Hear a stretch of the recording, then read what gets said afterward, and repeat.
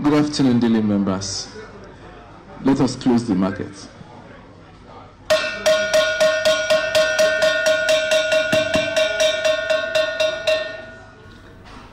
Please, may we have the closing prayers? Shall we pray, please? Our Lord and our God. Well, that's an end of trading for today over there at the trading floor of the Nigerian Stock Exchange here in Lagos, Nigeria. Earlier in the day, we had our man, Effiong Ekop, say trading at that time had been strong in an unprecedented manner, far more than the people or brokers now had, witnessed in at least 4 years. So we will bring Ekop back to tell us give us now a wrap-up of the day's events. In the meantime, welcome to Business Nigeria on TVC News. I am Kemi Foladiemo.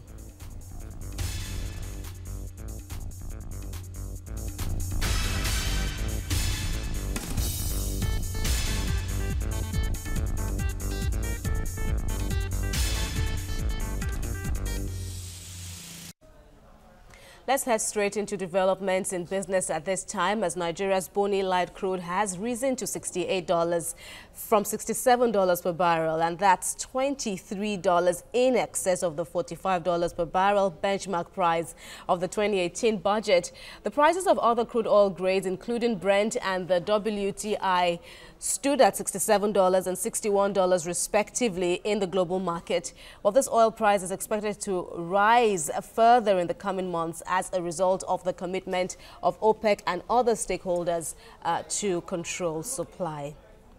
And then the World Bank has come out with another forecast for the Nigerian economic growth for the year 2018, now saying it would edge up to 2.5%.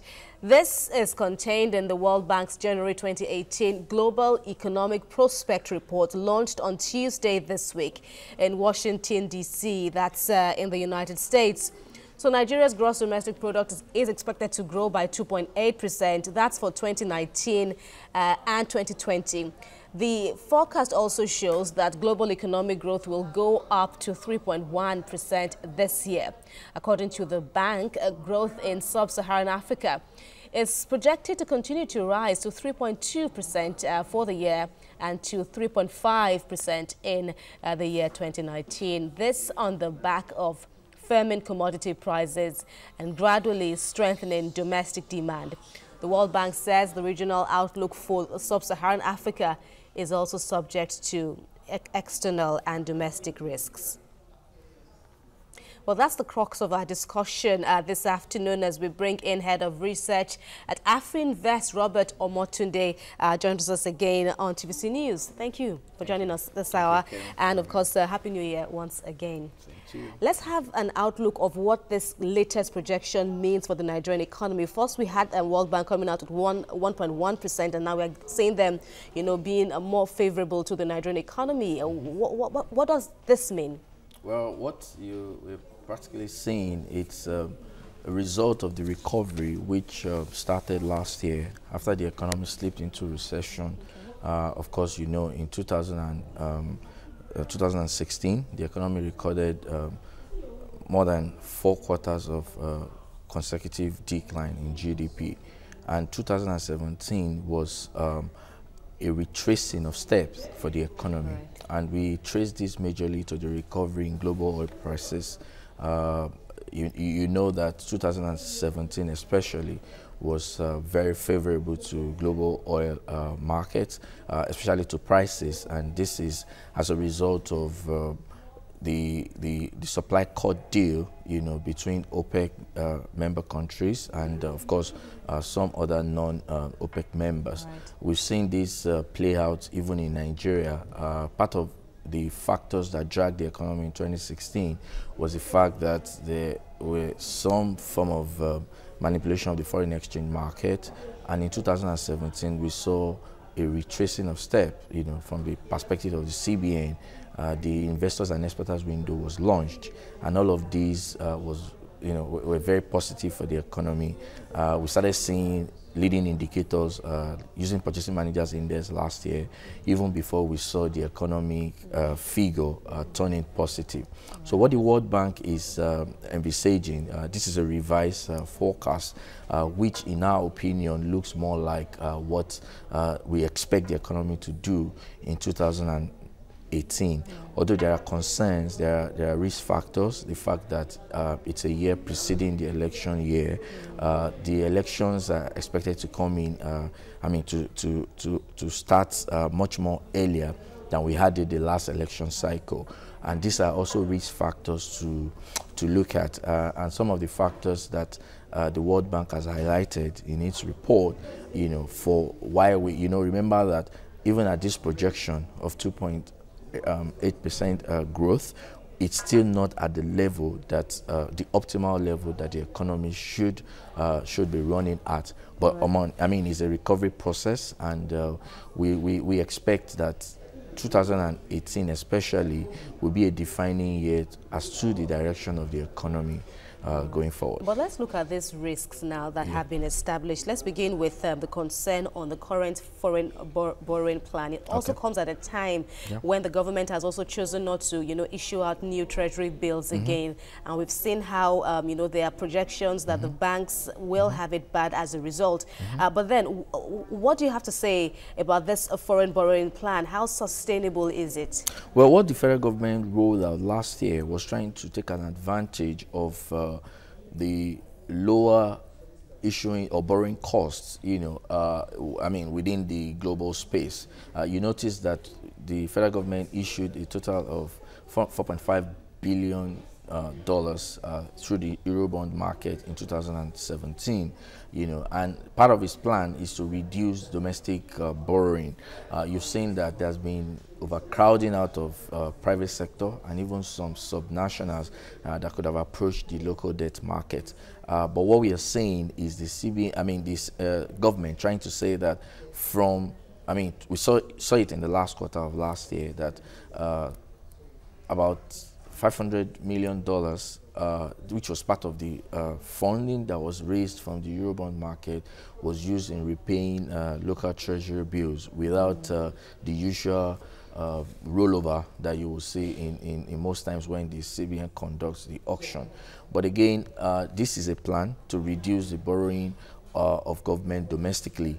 And of course, the World Bank has highlighted the fact that these are also risks. If you look at Nigeria's revenue profile relative to our debt servicing costs, as a 2016 actual, we saw it at about 60%, and even from the budget projection for 2018, it's not looking like that is going to is going to reduce or moderate. These are concerns, which also puts the growth figure at some risk, because when the revenue potential of government is constrained, there's a limit to which the government can borrow.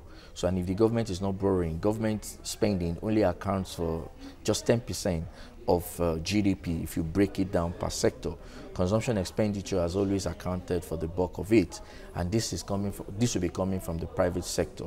Why not really now the ripple effect or the multiplier impact that government spending can have? It is clear that government spending alone is not enough to catalyze the economy to the level of growth that we would expect. So borrowing cost of government, it's something to seriously worry about, and it also puts that risk, the growth projection at risk for 2018. This, even though the finance minister has already, assured that the government will be very responsible with the borrowing plan. But then let's also look at another concern now. Though World Bank hasn't talked about that, but then Fitch is worried about the current, stage of the 2018 budget. We saw how, contrary to expectations, that it will be passed now. Things are still at a limbo at the moment over there before lawmakers. But then how much of a concern, should this be? Now that there's a case of 2017 budget not adequately provided for as a carryover in the next document now, but how much of a concern is this for analysts like yourself? Yeah, so for us, what we know is that oftentimes when we have issues with approval of budget, what usually suffer is the capital component of the budget, because the recurrent expenditure bit will still get expended anyways. It's been said from the budget speech from the president that most of the projects that were conceptualized in 2017 budget have been carried over into 2018. But again, the delay in the passage of the budget is, is a bigger problem to worry about. But again, another angle to hit is to imagine that 2017 budget was passed at about June, right? And there's a provision that allows for the budget to still run. Right. Up until when, because it was passed in June. Matures, so it can still more or less run into the second quarter, even if the 2018 does not get passed. But it is better for us as an economy to move towards the line of having a situation where the executive has presented the budget, the legislature is able to pass it in good time, because the delay also can also be costly for an economy that is just coming out of recession. But would one blame the legislature now in this case, saying they cannot rubber stamp a document that's flawed, from their look of things? That may be, of course, the way the government is structured. The legislature is not supposed to take everything that comes from the executive. But we believe, from the perspective of the market, that the overall interest of the economy, and the citizens, which whether the executive or the legislature, are there to protect, should be the major concern. So even if there are issues, if there are political scores to settle, from the legislature to the executive, the interest of the general masses, masses should be what so to speak, the legislature should be looking at in taking their decision. All right, Robert, let's even look at the larger scale now. Okay, fine. The economy, the global economy is also expected to rise now, thanks to growing oil prices and, of course, we have improving global conditions generally. But how is it going to translate to Nigeria, for example, now, increase in per capita income, increase in standard of living and all that? Well, the way it is, global growth forecast, takes cue from the forecast from the respective region. For sub-Saharan Africa, it's been projected will grow by 3.5%, even though the Nigerian growth forecast, is dwarfing that particular projection. Right. But so what is in it for Nigeria is the growth forecast for Nigeria, which of course is also part of what has informed the global growth forecast. The major factor that is affecting growth projection basically has been the improving global commodity prices, crude oil especially, and for Nigeria, that still remains the major source of government earnings, and to that extent, we would expect that the stability that we've enjoyed in 2017 will continue into 2018 in terms of government spending. We expect calm within the foreign exchange market, because all of the activities in this segment of the economy has a way of dovetailing into the individual pockets. If the foreign exchange market is challenged, like we experienced in 2015 and 2016, we saw slowdown in economic activities. People lost their jobs, and because we are import dependent, most products, skyrocketed in terms of their prices. But we've seen moderation in that, and the exchange rate has been pretty much stable. So this is also good news for the economy looking into 2018. Still on the global implications and how, of course, it will what it will portend now for Nigeria. There are risks now that I had to outline: financial market disruptions, rising protectionist sentiment, heightened geopolitical tensions. You've already mentioned that we also have ours coming up, elections that is. But then let's look at this, how sustainable, I'm using that word again, productivity across the world now. It's fine. It's a good number now for the economy globally. But then, could it last? Well, economies have always moved in cycles, and even for the global economy, it's not an exception. The only thing here is that the happenings within the different region. You know, we mentioned Sub-Saharan Africa, what is happening in the Middle East and North Asia, North America, you know, Europe, and you know, all the economies put together. We always inform what the global projections will be, like I mentioned earlier. You know, but again, for 2018, it's best to be optimistic, you know, about the projections, of course, which the World Bank has rolled out. Like I mentioned, we've seen stronger demand within, I mean, you know, the aggregate demand within the system also informs what growth projection is going to look like. And in most developed economies, you know, developing economies without exceptions, we are seeing stronger demand, you know, for commodities, and all of these, you know, have a way of impacting on global growth. So, I mean, it's best to be optimistic about 2018 for the global economy. All right. Well, yep. To bring it all home, I would also, you know, take the optimism, you know, behind all this. But to bring it all home now, people are still talking about, you know, what has been called in some quarters now, misery index. Now, we saw how dismal the job figures, unemployment figures were at the end of last year, and moving on to the double-digit inflation that Nigeria still rests on. Is the sky the limit? Are things really, you know, improving, going by all what the government has, you know, put in place? And let's not forget the economic growth and recovery plan that the economy, people are still saying is rather ambitious. Is that what you see? Well, I think to be fair to this government, policies have been put in place to address some of these issues. Unemployment, to be candid, misery index is a simple addition of your unemployment rate and your inflation rate, you know, which is just trying to measure how, in quote, miserable people could be in an economy that is faced with high unemployment and high inflation, as in the case of Nigeria. And 2017 was not particularly good in terms of domestic price level, stemming from what happened in 2016 when we had liberalization of the foreign exchange market, the increase in electricity tariff, increase in pump price, and all of this. And 2018 especially is still coming with some of these challenges. We still have a few cities, a few towns in Nigeria where we still have some issues with fuel pricing. And 2018, we are still not sure of where the direction of that market is going to end eventually. If it moves towards a liberalization, it means that we are still going to see pressure in terms of domestic price level. Even though when base effect played out in 2017, we saw that food prices were consistently high throughout 2017.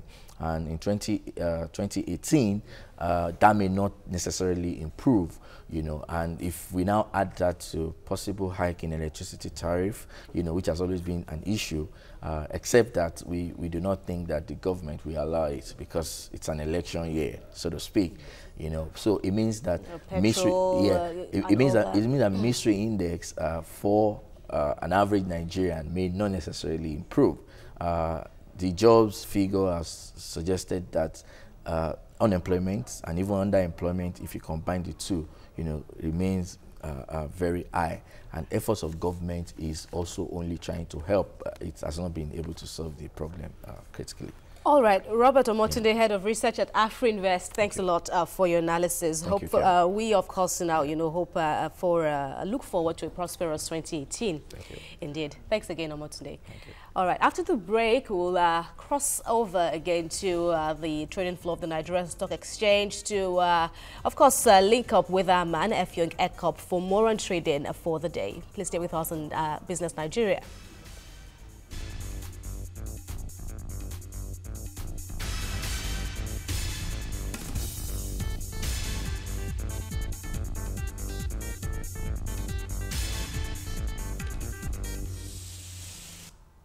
Welcome back now. We cross over quickly to link up with Effiong Ekop, TVC News Business Editor, for a wrap-up of the day's trading activities. Hi, Ekop. So is the market, or did the market, you know, end as strongly as it started today? Good afternoon to you, Kemi. Market closed at a very high level, and in fact, stock prices hit the rooftop. Let me say that for a very long time, we've not seen this level of performance by the market. The all-share index measuring price movement on the floor keeps above 3%, and that's a very big, performance by any standard in a given day. The real show was 3.60%. Now let's turn to Dele Sanusi, who is a dealer from Camry Securities. He was on the trading floor. And Dele, welcome. Thank you. It seems that stockbrokers, portfolio managers, this is the season. You've waited for it to come, and you are making a kill from the trading floor. Yes. Actually, based on some forecast, I mean, last year that this year we are going to see, experience turnaround in the capital market, and we can see that we are beginning to see the realization of all those forecasts now. It seems that the forecast, nobody predicted that it would be this high. Coming earlier, it's forecast. Something can be earlier, but you know that at least you are going to see similar thing. Replicating what you have forecasted. But all the same, you are very happy because money comes into the pocket. Yes. Look at the all-share index, hitting psychological points of 41,000 points when we had closed at 38th December. What fuels that? Actually, if you look at, the news that is around now, if you look at number one, Nigeria is out of the recession since last year. Then apart from that one, you look at the external reserve also has kicked from about 29 billion US dollar to about 40 billion US dollar, and that's about almost 40% increment. Okay. Then you can say that this one will give a kind of confidence to the market. Look at the price of oil also is moving up. Then we are going to see at least more of this, but I will just pray that people will just be cautious in what they are doing. But all of these are positives. Yes. Then the ordinary Nigerian will point to the negative, which is the situation that we still queue for fuel at filling stations. It has not abated. We pay so much on transport. Yes. In other words, this quantum of growth, ordinarily, a common man on the street will not really say he has felt it. Thank you very much. Now, if you look at the World Bank forecast, World Bank said that this year will be expecting about 2.7 growth. I get what I'm saying? And there's something also that we call time lag. When you form a policy, by the time you are going to see, the time between when you form a policy and the effect on the grassroots, there's a time in between, and that is time lag. I can say that definitely as time goes on, the grassroots should still feel the effect. Okay, let's return to the trading floor and look at the closing data. Corn oil was able to lead price gainers with more than 10% performance. Yes. Why? It's on that price. That's why. Okay. So people are just buying it. It's on that price. Taking position. Yeah, taking position. The same Eternal oil from the same subsector. Yes. Also Eternal posted a good result for the last quarter. I get what I'm saying. So it's going to. So they posted a fantastic result. Okay. So that's what we want to making it that people are trying to iron it before they release the final years. Definitely people are taking position. For the anticipating the final, the full year result, which will be coming out. Okay, then taking from you that we have to be looking positively to the trading floor any moment from now, but with some level of caution. Yes. Many thanks for coming here. Thank you. Dele Sanusi, a dealer with Camry Securities. I return it back to you in the studio. Kemi. Finger Corporate, they're reporting live from the stock market here in Lagos. Thanks a lot. Of course, we have to add now that the stock exchange now, from what we see as at now, is in a very fantastic position, closing today with a whooping 3.06%. Of course, showing true positive growth now, positive outcome there today. But let's look at crude oil prices at the moment now. Trade is mixed at the global market as regulators reject Energy Secretary Rick Perry's plan to subsidize coal and nuclear plants. At the London market, the Brent crude trade higher at $69 per barrel, while OPEC basket Brent steadies at $65 per barrel. That's Business Nigeria for the midweek edition. That is, of course, the show will be back tomorrow for further looks now on all that business is saying at this time here in Nigeria and beyond. Thanks a lot for joining us again. I am Kemi Foladiemo. Bye now.